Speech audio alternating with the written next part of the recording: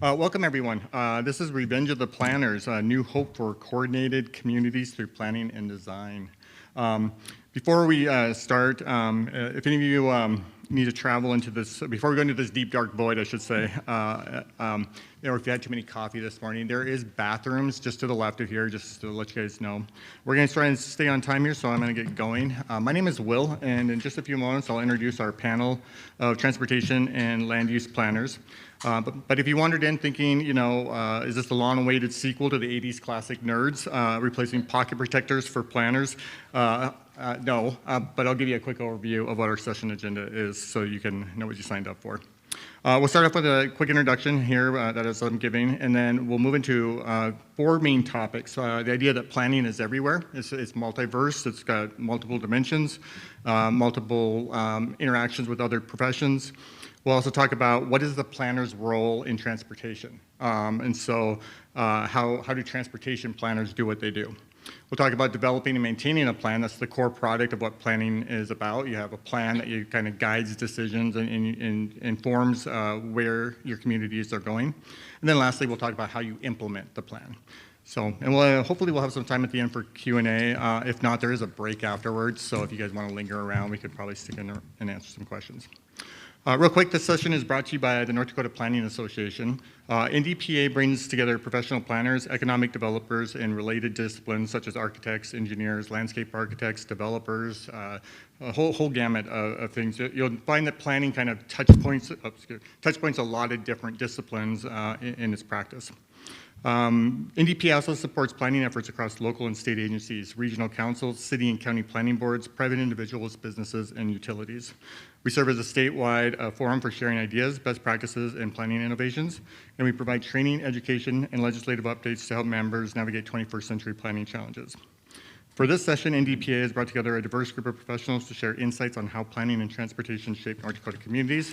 I am a board member of North Dakota Planning Association. I serve as the secretary. Dave Sweeney here on our panel is also a board member.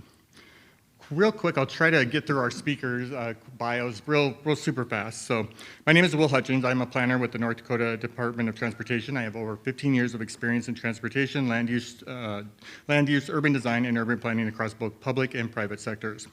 As the MPO Urban Coordinator at DOT, I provide support and oversight for North Dakota's 4 MPO and lead planning efforts for communities with populations of 5,000 and above. I hold a degree in architecture design, which you think, well, that's kind of unique, but it's focused in urban design and planning with urban studies mixed into that. So this gives me a unique perspective, I believe, to kind of sitting at the intersection of two competing facets, which are design and policy. So in my free time, I enjoy, keeping that other side of my brain. The architect kind of have two halves, so I like to do creative things on the side. So I create art and do a lot of home renovation projects. So. First panel speaker is Dave Wysona. Dave is a planning manager in interstate engineering based out of the firm's Horace office. He has 9 years of planning experience, including extensive work in transportation planning and GIS. He holds a master's degree in geography from the University of North Dakota with an emphasis on urban planning and transportation. And outside of work, he says he's passionate about biking and getting out in nature. He's also active in community efforts to help provide food for those in need. Our second panelist will be Dave Sweeney. Dave Sweeney provides planning and technical assistance to cities, counties, tribal governments, and regional planning agencies throughout the upper Midwest. His work spans long-range transportation and land use planning, policy development, current planning, grant writing, and he's been with SRF Consulting Group since 2015. He holds a degree from the University of Iowa and Utah State University, and he, as I mentioned, serves on the board of the North Dakota Planning Association with me. I hope they're raising their hands back here since we kind of... Okay. Next up is Stephen Larson. Stephen Larson is a transportation planner here for the Bismarck-Mandan Metropolitan Planning Organization. He has over 4 years of experience in the transportation industry, and he coordinates the MPO's Bike Ped subcommittee and advocates for safety, accessibility, aesthetics, and the integration of the natural environment and roadway and community design. And last but not least, we have Isaac Johnson. Isaac is a planner with the city of Bismarck. He specializes in land use planning, including subdivision and zoning changes. With nearly 3 years of experience, he also brings a strong interest in transportation planning, rooted in his educational background. He serves as the staff liaison for the city's Renaissance Zone Authority, where he manages the Renaissance Zone and downtown design review programs. And I think he's the new me at the city of Bismarck. I once worked there, and he took my job. So, So we'll go ahead and let Dave come up next and give an introduction.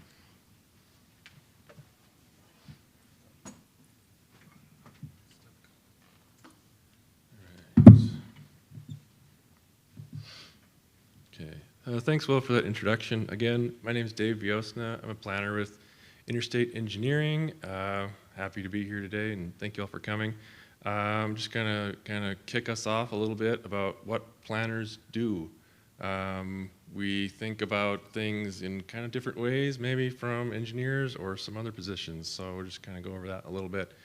We think in different time frames. We have current planning, stuff that's right now, needs to get approved today, tomorrow, versus long range, something 20 years from now, maybe more. We look at land use planning. We look at transportation planning. We also do environmental planning, urban design, rural planning. And each of those in some way help guide and shape the communities we live in. Kind of my big message is that planning is everywhere.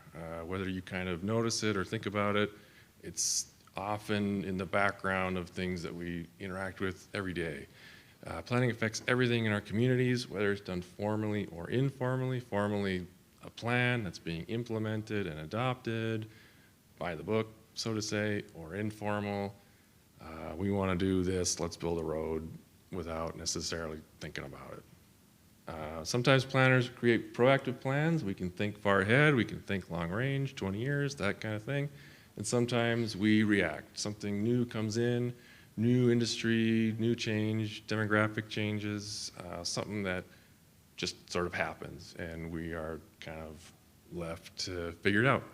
And it can kind of be difficult to discern which came first, kind of chicken and the egg. Are we planning because something happened, or something happening because we planned? And it's kind of hard to know.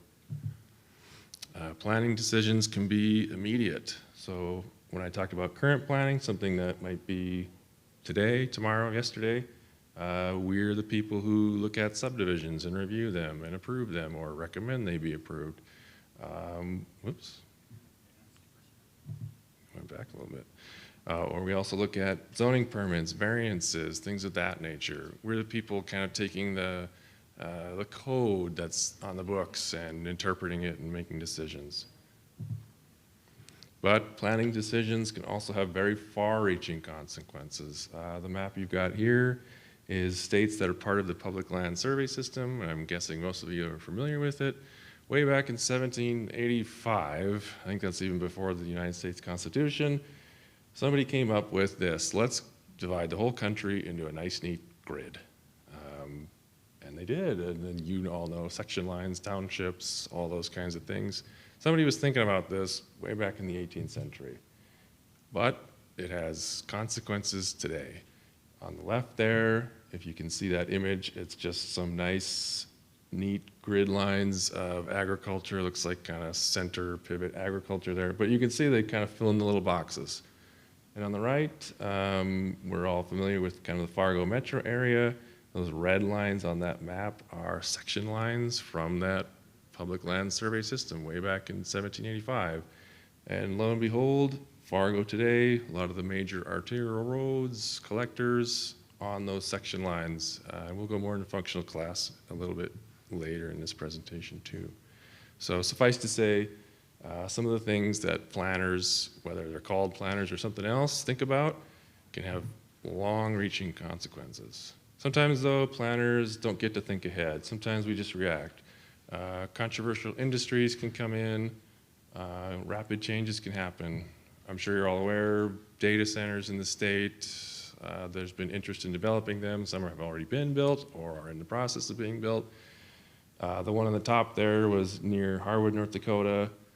They wanted to build something. The planners in the area had to just start thinking about it. What do we do? Another example would be foreign ownership. That was near Grand Forks. The company, I believe, was called Fu Feng. They wanted to build something near Grand Forks. Normally, planners, we don't look at whether the owner is foreign or not. That's kind of beyond our purview. But in this case, it was kind of a political hot potato, so to say. That's just something that, again, planners just had to react to. And then a big one, of course, for North Dakota, the Bakken oil boom. Huge impact, especially on the western portion of the state.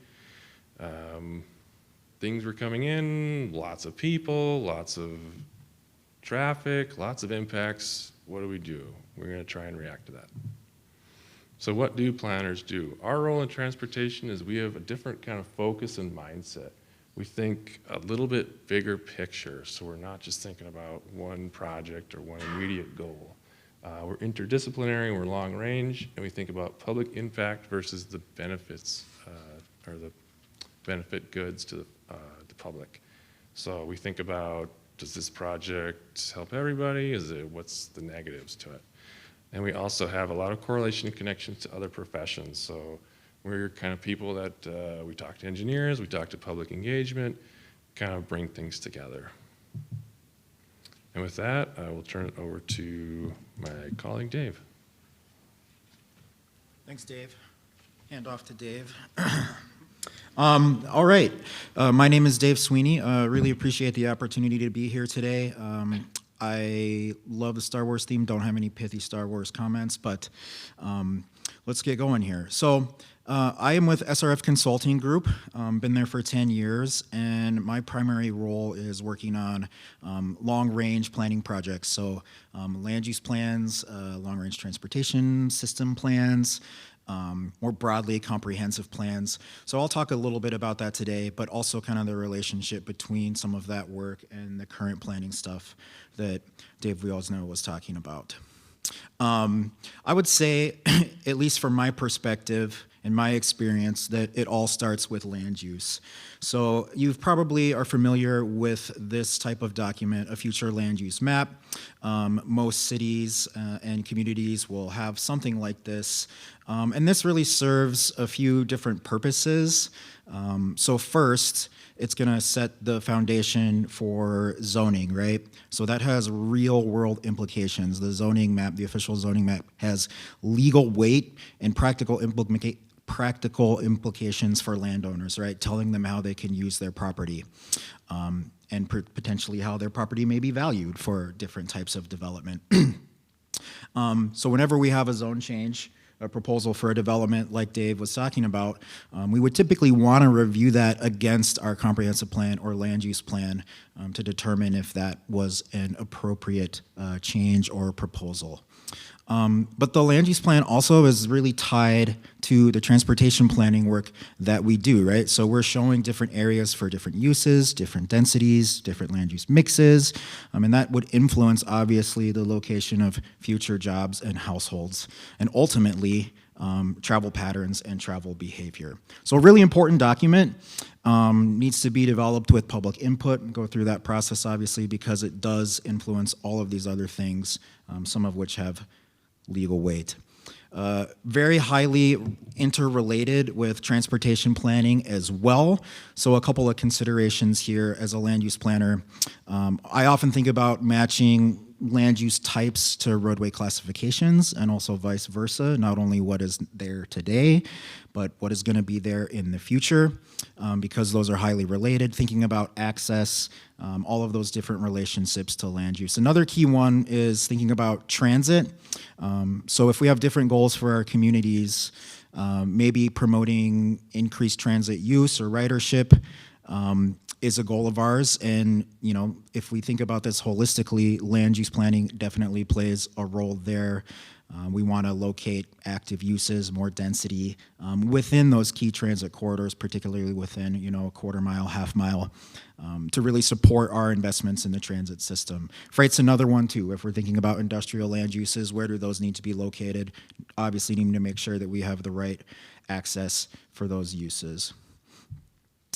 Similarly, kind of, I guess, opposite of the TOD goal is thinking about how some of the decisions we make from a zoning perspective influence our communities for better or worse. So parking is one of these things I think that planners are thinking about more and more. A lot of communities are discussing this, kind of reevaluating their historical or like legacy minimum parking requirements, because we have a better understanding of how those are shaping our communities, maybe not for the best. So if we have a code that says we want 3 parking spaces for 1,000 square feet of building space, then you're roughly going to end up with an equivalent amount of service parking to your building floor area.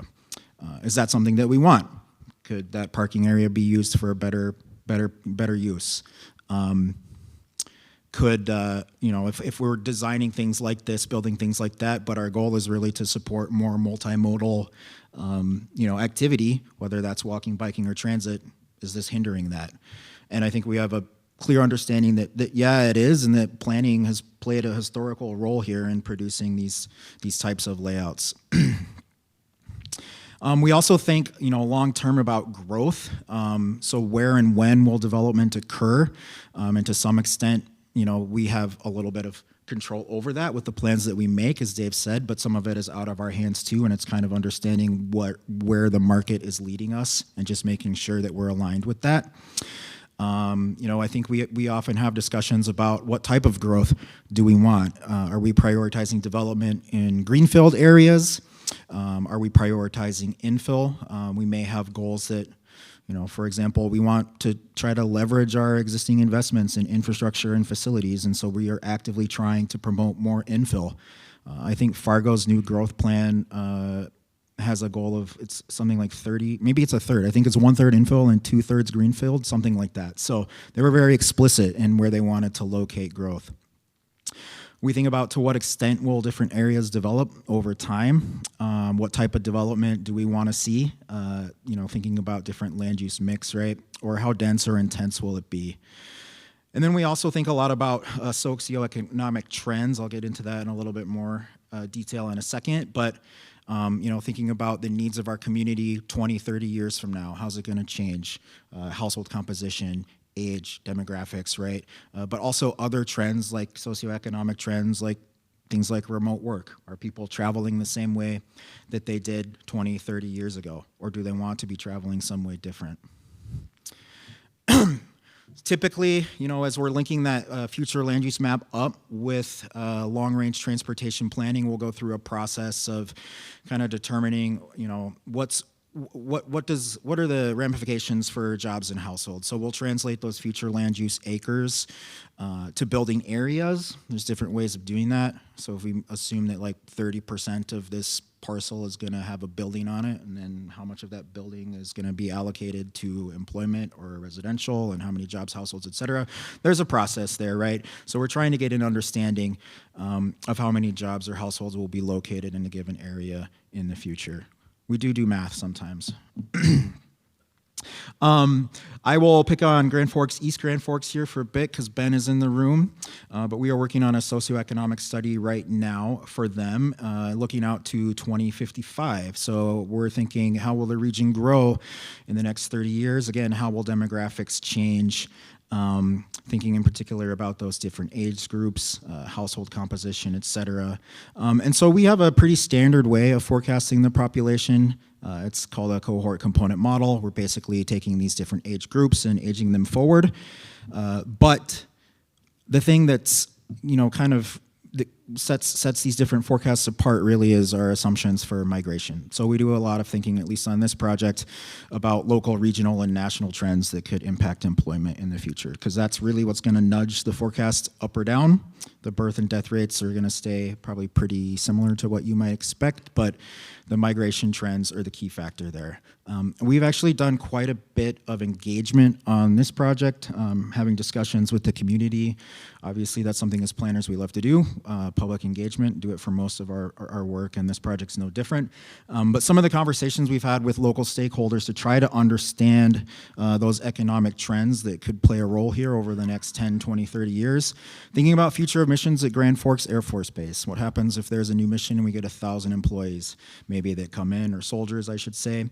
And then, would there be spin-off economic impacts associated with that? Probably. What's the future of UND? Right now, they're experiencing record enrollment. Is that going to continue? Is there going to be more online, potentially? Impact of the automation of white-collar work. Thinking about the housing market. There's quite a few. I think housing market is a pretty significant constraint in Grand Forks and East Grand Forks. So, you may expect that you have conditions that are ripe for growth, but if you don't have the housing supply or the infrastructure to capture that, then growth is probably going to be lower than you expect. Also thinking about recent investments in the healthcare sector. Grand Forks has kind of lagged behind the rest of the nation and the region in terms of healthcare recently, but they've been investing in that. So is that something that could pick up? Point is, there's broad conversations here, really just to kind of set a framework for thinking about the forecasting and kind of help us understand, which direction do we want to go in. And then finally, just to tie this all back to the transportation piece here, when we're done with the forecasting process for Grand Forks, we're going to allocate those jobs and households to the TAZ network in the region. And then obviously that will translate to trip generation and the whole travel demand modeling piece, which is going to ultimately, dictate how the community invests their money in the future for various transportation improvements. But I will say, we kind of have to go back to the land use plan to bring it full circle as we're doing this TAZ allocation process to understand, again, where did communities want growth to occur? What types of growth did they want to be where? And then as we think about those forecasts, to what extent are each of these TAZs or areas going to build out over the next 10, 20, 30 years? So with that, I will kick it over to Stephen Larson.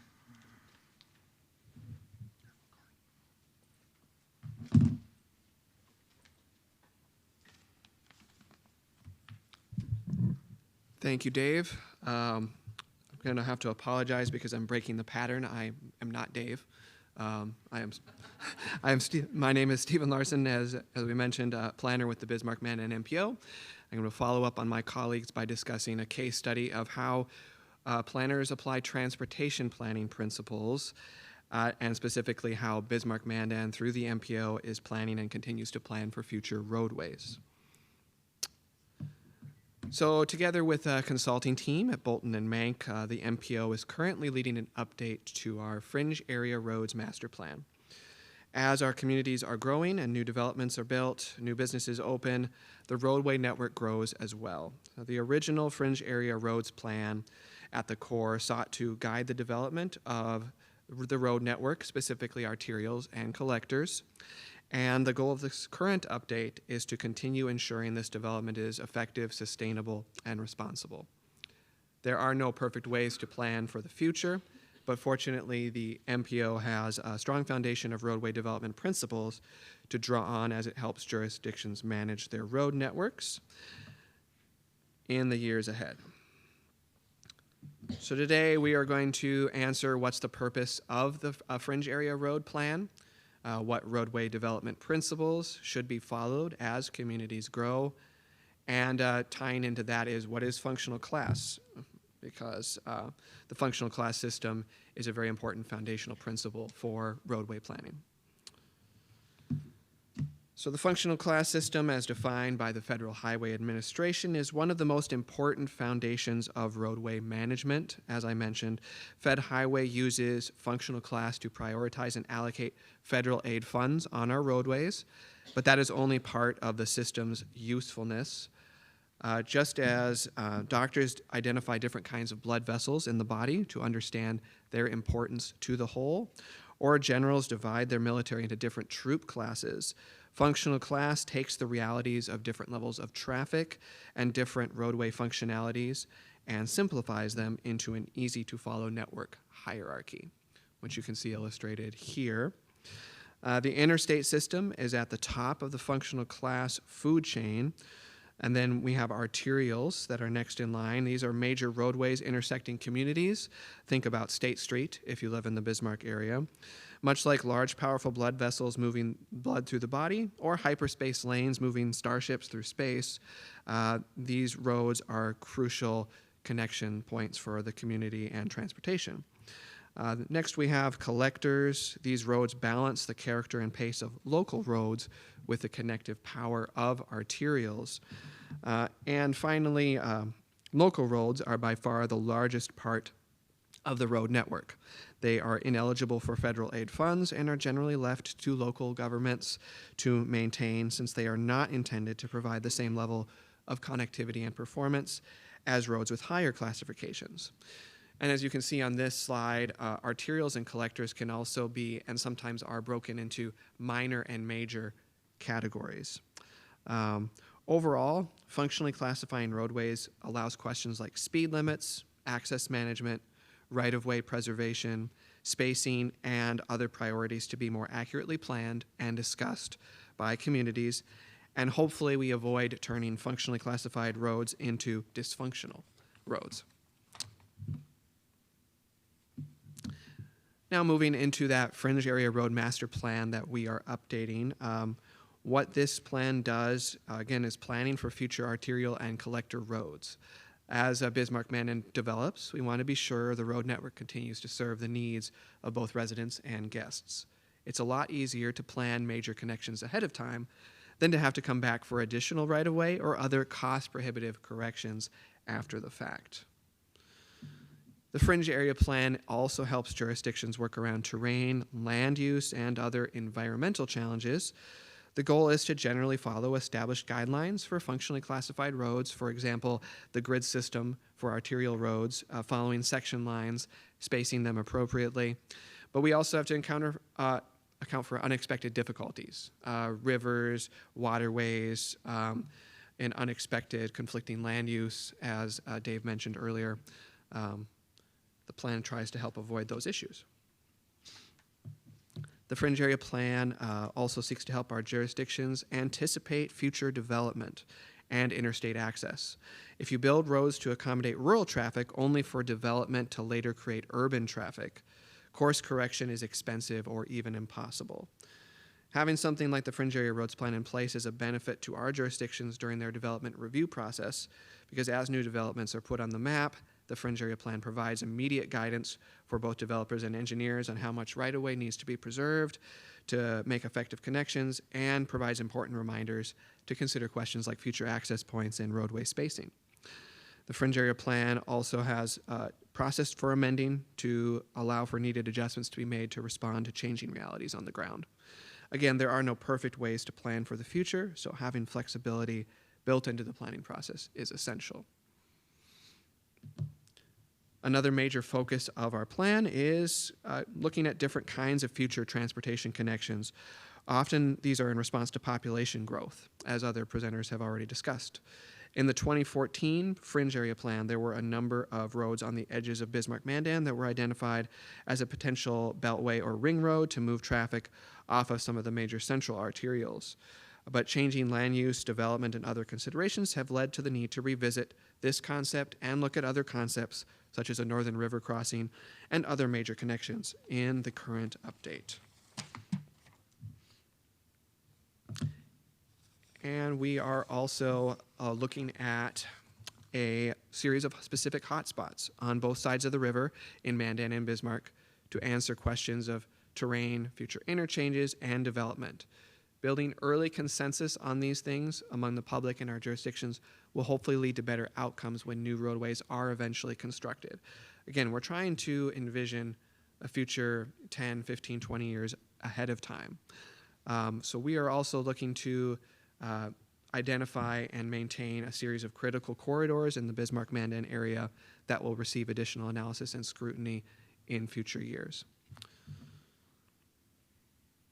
So if your community is new to the idea of fringe area plans, I would encourage you to consider looking into them. There are multiple potential benefits, including helping you account for regional growth, providing a long-term vision for the future transportation network, helping connect land use and transportation together, and creating a framework for overall investment in your roadways.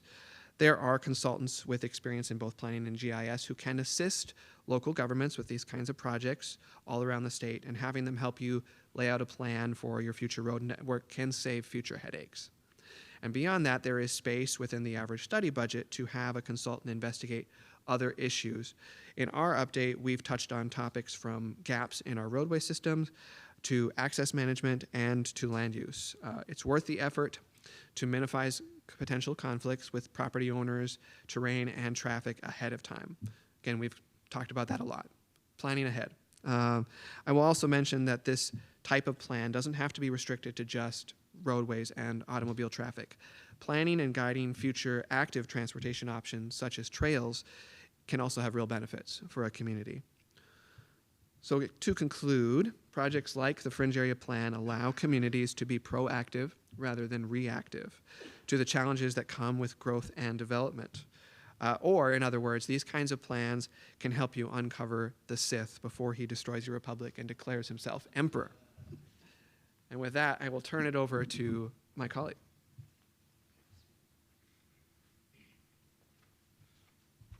So thank you, Stephen, and all of our other previous presenters.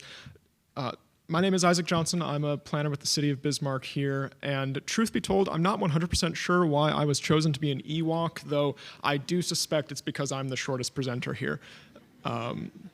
Hopefully what you've seen so far from my colleagues is a pattern that we planners love our plans. But another thing that I hope that we can stress to you is that we don't just want our plans to end up on a shelf somewhere or in a drawer tucked away and never implemented, never thought about again once they're complete. So in this next chunk, we'll talk about how we planners, whether you're in city government or county government or some other level, help implement plans once they are complete through such things like ensuring there is sufficient connectivity in a transportation sense, preparing for future needs of an area through the capturing of and preserving right-of-way, such as through the subdivision process, as well as discussing a little bit of how it's an iterative process. We're not always going to hit the mark right away. There's a lot of collaboration and communication with other parties as well. So, big picture, if you take nothing else from this part, it's that there's a difference between plans and laws. The plans are meant to be kind of that big picture, aspirational document, looking towards the future, thinking, all right, this is where we want to be at some point in the future, whether it's a few years, 20 years, further beyond that, but it's where we want to go or where we think we want to go right now. But then the question is, how do we get there? And to get there, you need the laws, whether it's ordinances at the local level or county level or state laws, federal laws. Those are more focused on the present. They're structured. Those are the parts that are legally binding and enforceable. They are how we get to where the plan says we want to be. So as a planner for the city of Bismarck, we'll use the example of Bismarck's comprehensive plan. This was adopted in December of 2022, and a comprehensive plan does look at everything. This includes housing and land use, employment, transportation, of course, natural environments, and everything in between, how they connect to each other. But looking specifically at the transportation side of things, we'll look at the connect section of the comprehensive plan. This is a plan that has various goals, and I've pulled out a few here. These are not all of the goals in the connect or transportation section of the comprehensive plan, but just for an example, you'll have a goal that will say, ensure a robust multimodal transportation system to serve all residents and businesses. And then below each goal, we'll have various objectives. These are the sub-items that make us think, okay, if we do this or this or this, this is how we will get to that goal. And there will be metrics for us to observe, record data, analyze the data to see, all right, are we actually achieving these objectives? Are we actually getting to those goals? Whether that be looking at traffic crashes or traffic counts, transportation, public transportation ridership, bicycle and pedestrian counts if those are available. Not every community might have the same level or robust level of capturing all this kind of data, but the more you have, usually a good thing. Some other goals that we've highlighted here just for the sake of broad depth, prioritizing maintenance of existing capital facilities over expansion of them, or constructing a sort of a safe streets for all or efficient streets for all, and making sure that we are highly connected, whether that be streets specifically or other pathways for pedestrians and don't like it when it does that. Machines having a mind of their own. Making sure that everything is connected, transportation, whether it be pedestrians and bicyclists as well as your standard roadways. So when it comes to actually implementing these plans, this is when we get into the laws of zoning ordinance and subdivision ordinance for, again, using Bismarck specifically as an example. We planners are just one of the parties that would be involved. We typically are not the landowners, so we are constantly talking with landowners when they come and want to develop their land or change something with their land. We talk with other departments, whether it be our engineering department, public works, or depending on the project, if it is more transportation focused, there's a higher likelihood that we'll end up talking with members of our MPO team, as well as the Burleigh County Highway Department, if that's relevant as well. So when a project comes in, and I guess I will say on the left side of the screen here, you will see the city's major street plan, which is similar to the MPO's Fringe Area Road Master Plan, but the Fringe Area Road Plan does not go within the city limits of Bismarck. So we've sort of taken that outside fringe area and expanded it in to say, these are our major roads. And when a development project comes to us, we look at the land use component through the zoning lens, what land use they want where, whether or not, that will be compatible with nearby things, or if there will need to be any buffering, things like that.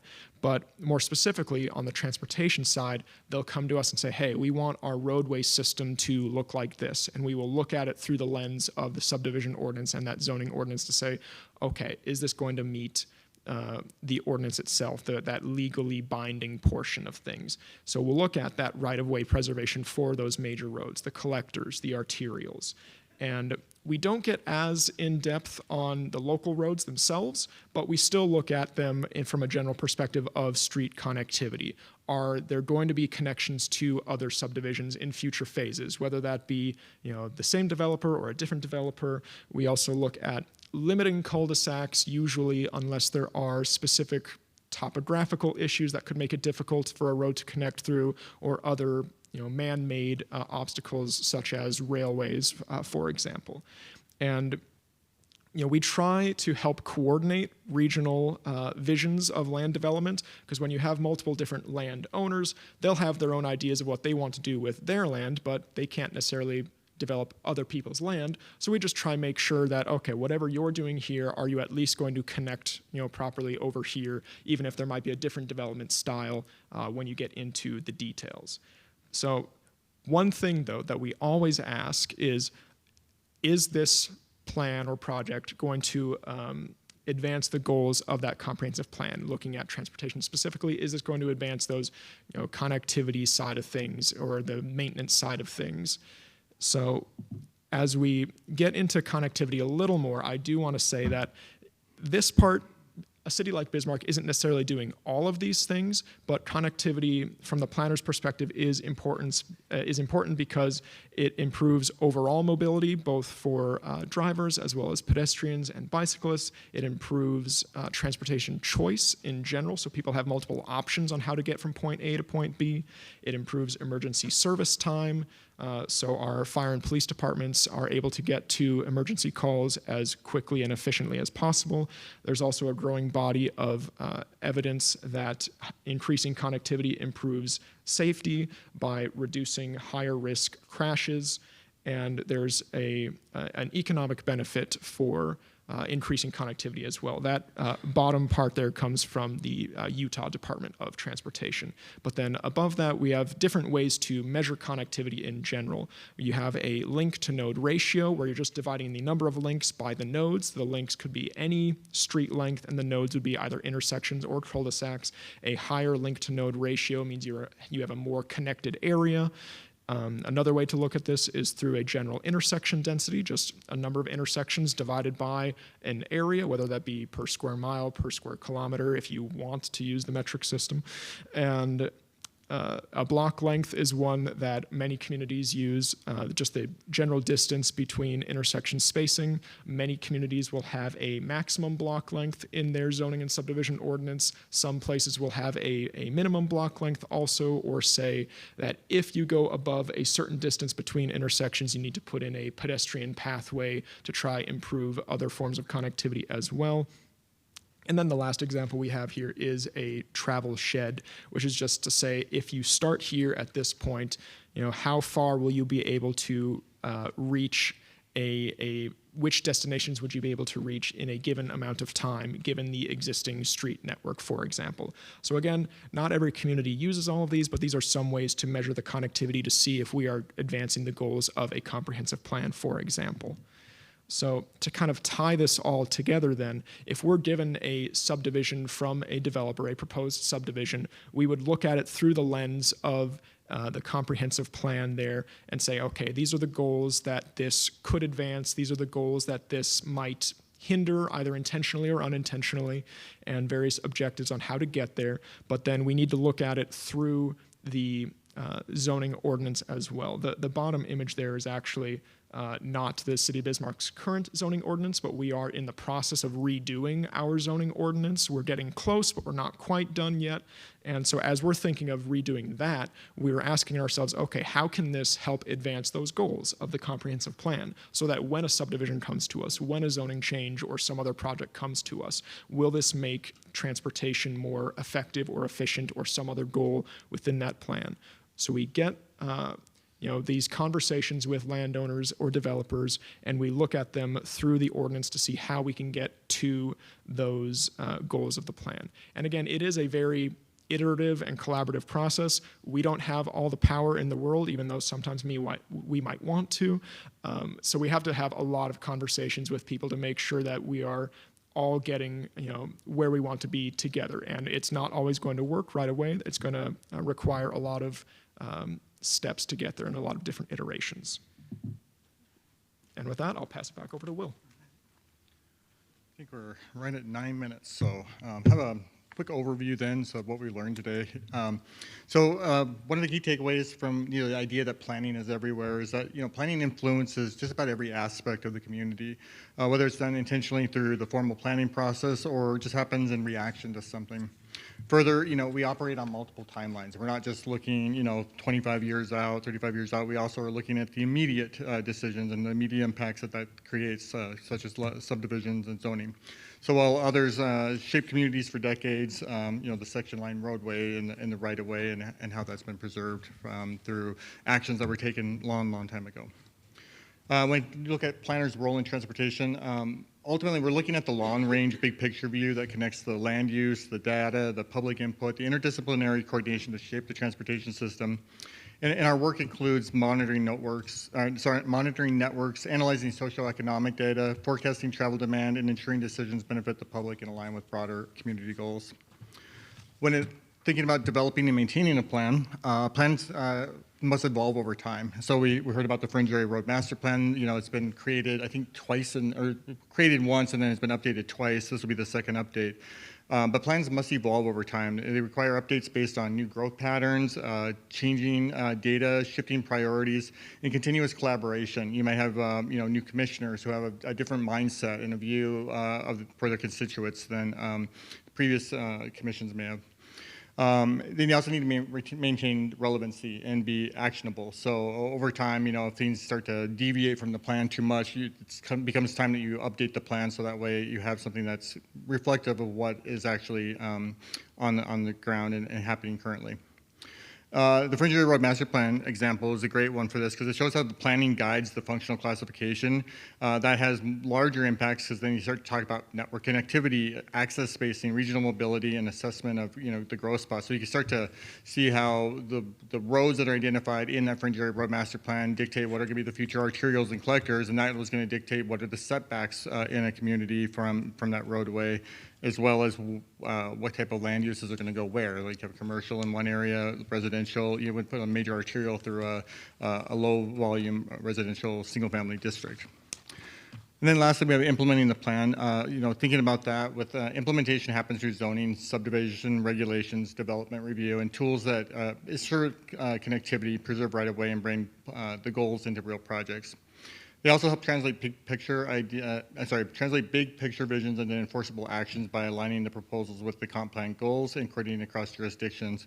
And then I think, clearly we hate parking lots. Our predecessors made a lot of mistakes in the past, unfortunately, and we have a lot of surface parking. I think I remember when I was at Portland State, there was a study that analyzed how much land is being consumed for the automobile, and it's over like half if you really think about it. Like your parking lot, your garage, your driveway, the whole street, plus the sidewalk area, all the parking lots. I mean, it's a lot of land dedicated to moving vehicles. And so when you think about what's the most economical choices for your community, you're thinking about how much it costs to extend a pipe, how much it costs to extend infrastructures to new areas. When you're kind of inflated the amount of land that's being consumed for that purpose to just move vehicles, it certainly is going to cost more over the long run.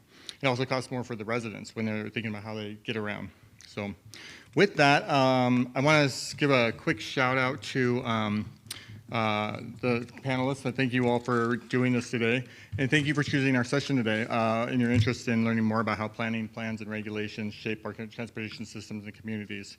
And a big thank you to the North Dakota Transportation Conference Planning Committee for including a strong lineup of planning throughout the sessions this year. I think there's one on every single section.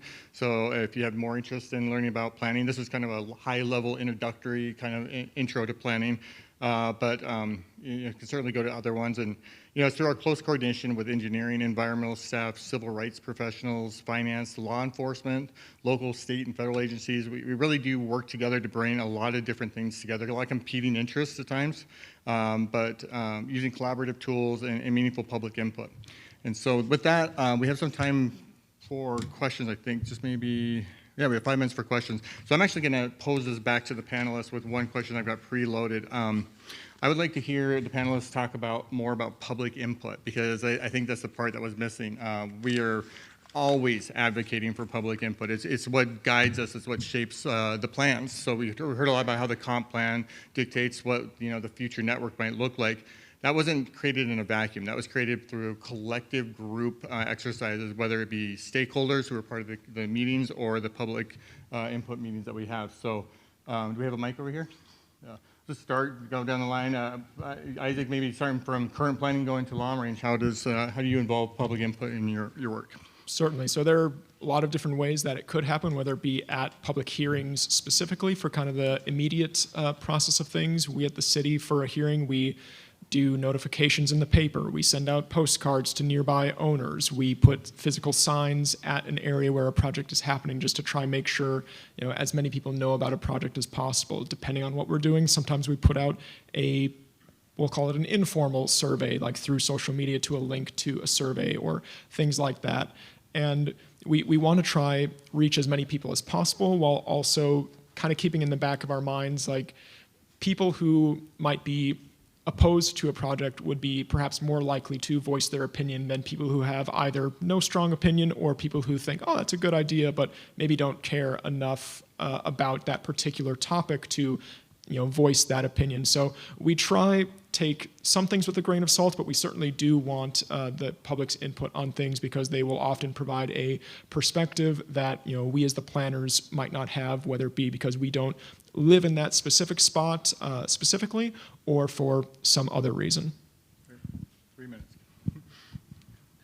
Yeah, and we at the MPO work a lot with, similar to City of Bismarck, we have a lot of different methods of public outreach. I do think that it's certainly the landscape has shifted as far as public involvement is concerned. We still have the obviously the in-person meetings and public hearings, but the focus has shifted more to a hybrid format where we have methods for online engagement and maybe a little bit more creativity with how we're engaging the public when they do come to events, more interactive activities, maybe less lecture and more kind of conversation and getting them involved. Like the last public outreach event we did for the Fringe Area Plan involved sitting people down at the tables and having them go over different scenarios on maps and be like, oh, how would you solve this problem? How would you solve this problem? These are the kinds of things that we as planners have to deal with. This is maybe an engineer's perspective. This is maybe a local government's perspective. So different methods and creativity helps to improve the quality of the public input you get. I would just add, I'm on the private side, the consulting side of planning, so my experience with public engagement is a little bit different than, say, Stephen or Isaac. Just that whatever we're doing, public engagement, we really value it. It's very important to us. We really seek it out. We try and get it, and it does have an impact. We want to take that input that we get and obviously use it to inform the plan, but also I think it's something, it speaks to so many of these plans really kind of rely on some level of public buy-in. You got to get some kind of level of support, and without any public engagement, you're kind of just, sort of dictating what's going to happen versus what does the community want. And so that's kind of all I'll add there. Yeah, I guess my experience is similar as a consultant, certainly. So we work with a lot of different communities, and maybe aren't as intimately familiar with them as the people who work there. So we certainly parachute in and want to make sure we're getting as much engagement as possible, and really just try to tailor our engagement approach to the community, to specific projects. Understanding what types of audience we want to reach is our goal, to kind of be more informative. Maybe if it's a technical study, or is it more collaborative and really trying to get them to actually have an active role in building the plan, because that does help create the buy-in. Great. Thanks, Dave. Well, with that, we are at time. I will say, if anybody has more questions, we'd be more than happy to stick around for a little bit here during the break. Also, if you're interested in learning more about North Dakota Planning Association, I have some cards up here. We always welcome members of any profession. We don't just accept planners to the board. So if you have any interest in joining, please take a flyer and stick around if you have any questions. Yeah, thank you.